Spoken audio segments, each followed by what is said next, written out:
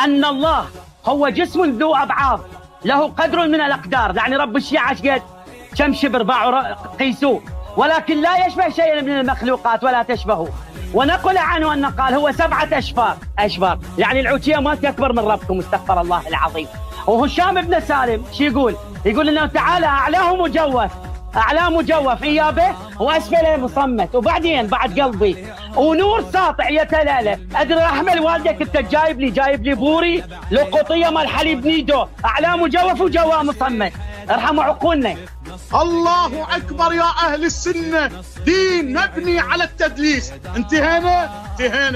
الرد الثاني على العنبري، يقول صاحب كتاب البراهين ينقل عن العنبري انه يعتقد الله شلون الحليب وما اعرف ايش هو وصفه. صاحب كتاب البراهين لنعمة الله الجزائري، شنو هذا نعمة الله الجزائري؟ قاعد ينقل معتقدات المخالفين لنا، فنقل رأي عالم من علماء السنة اسمه العنبري. من هو العنبري؟ يقول عالم السنة الإمام شمس الدين الذهبي سير أعلام النبلاء الجزء 15، الإمام الثقة المفسر العنبري النيسابوري المعدل إماما بليغا فصيحا. انقلبت قاعدة المهدوية. إذن العنبري هو عالم من علماء السنة ويعتقد اللاقوطية حليب.